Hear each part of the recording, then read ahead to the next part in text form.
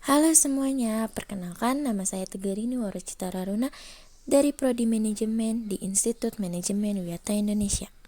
Di sini, saya akan membuat video untuk memenuhi tugas pada mata kuliah Business Environment yang diampu oleh Bapak C. Gunawan, SEMM. Nah, materi yang pertama yang bakal kita bahas yaitu pengertian lingkungan bisnis.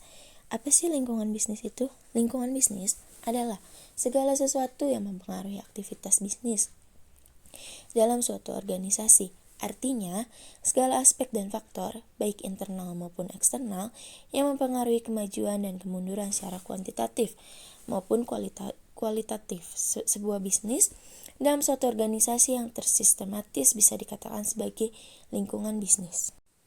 Pandangan lain diungkapkan oleh Madhura Jeff dalam bukunya Pengantar Bisnis, menuturkan bahwa keberhasilan suatu bisnis pada umumnya bergantung pada lingkungan bisnis.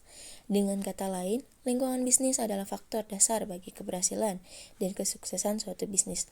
Tanpa adanya lingkungan bisnis yang stabil, maka bisa dijamin sebuah bisnis tersebut akan mengalami sebuah kemunduran, bahkan kegagalan. Materi selanjutnya yaitu komponen-komponen lingkungan bisnis. Lingkungan bisnis juga dapat diklasifikasikan menjadi dua bagian. Menurut sebagian pakar ekonom, yaitu lingkungan internal. Lingkungan internal dipengaruhi oleh money, material, machine, dan method. Sedangkan lingkungan eksternal terbagi lagi menjadi dua, yaitu lingkungan makro dan lingkungan mikro.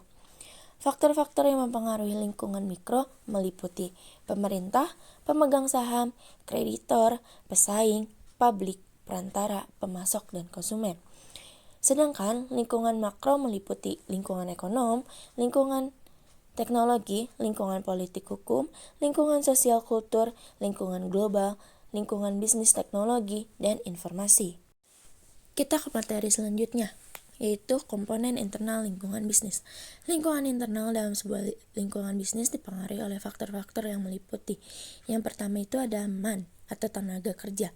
Manusia di sini sebenarnya tidak hanya berperan sebagai tenaga kerja di perusahaan, namun juga berperan sebagai konsumen dari produk perusahaan.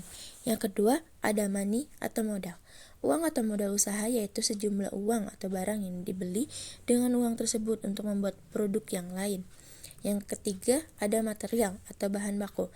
Material ini sangat berpengaruh sekali terhadap kelancaran proses produksi, sebab merupakan faktor pendukung utama dalam proses produksi. Yang keempat, ada machine atau pelengkap atau peralatan produksi. Machine merupakan perlengkapan atau peralatan penunjang faktor produksi sebuah perusahaan. Peran mesin sangatlah sentral dalam menunjang kegiatan bisnis sebuah perusahaan. Yang terakhir, yaitu ada metode atau cara kerja. Metode yaitu merupakan suatu pelaksanaan kerja produktif, misalnya pengambilan keputusan, pemberian ide atau inisiatif, dan pemikiran yang kesemuanya itu dituju agar pengelola sumber-sumber ekonomi dapat berjalan lancar. Sedangkan faktor-faktor eksternal terbagi menjadi dua, yaitu lingkungan makro dan lingkungan mikro. Lingkungan mikro meliputi yang pertama, pemerintah.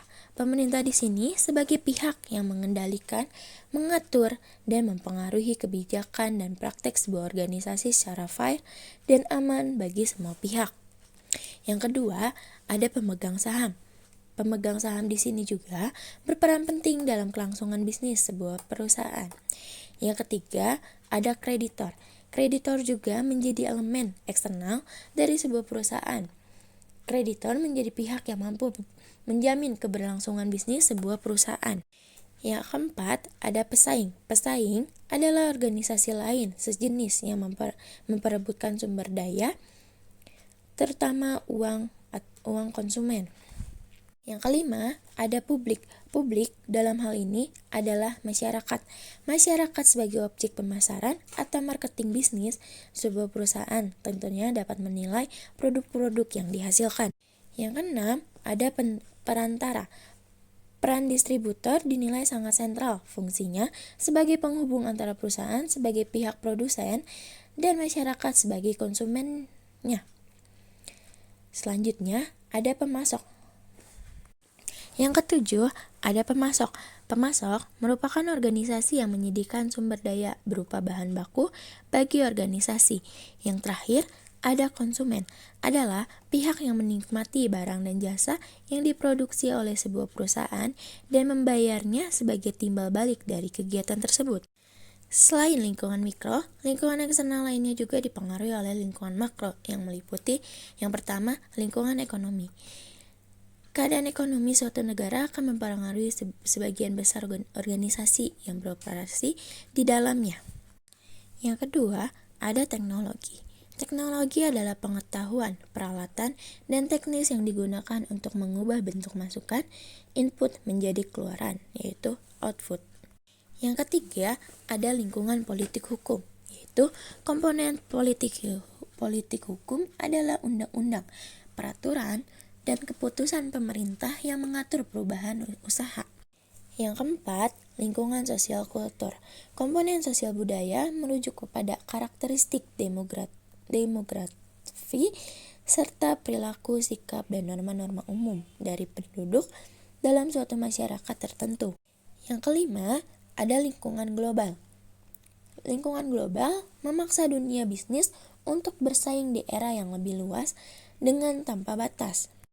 Yang terakhir, lingkungan teknologi dan informasi mengalami perkembangan yang cukup pesat, khususnya dalam bidang industri dan fasilitas lain dalam pabrik yang perkembangannya sangat pesat, ikut terpengaruh dalam perkembangan perusahaan. Materi selanjutnya itu sikap pembisnis dalam menyikapi lingkungan bisnis yang semakin dinamis. Bagaimana cara mengatasinya? Perubahan lingkungan adalah angka kecepatan dari perubahan lingkungan umum dan lingkungan khusus perusahaan. Perubahan ini terdiri dari perubahan yang stabil, di mana angka perubahannya lambat, dan perubahan dinamis, di mana angka perubahan lingkungannya adalah cepat.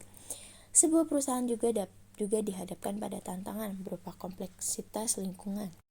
Membuat para manajer dapat memanfaatkan lingkungan yang berubah dengan 3 langkah, yaitu pengamatan lingkungan. Pengamatan lingkungan adalah meneliti lingkungan terhadap kejadian atau masalah penting yang mungkin dapat mempengaruhi suatu organisasi. Menerjemahkan faktor-faktor lingkungan, sebab manajer menerjemahkan kejadian dan masalah sebagai ancaman atau kesempatan. Menghadapi ancaman dan kesempatan setelah pengamatan dan menerjemahkannya sebagai ancaman dan kesempatan, maka manajer dapat mengambil tindakan untuk mengurangi dampak dari ancaman dan menggunakan kesempatan untuk meningkatkan keuntungan. Sekian pemaparan materi dari saya. Semoga materi yang saya sampaikan dapat bermanfaat. Terima kasih.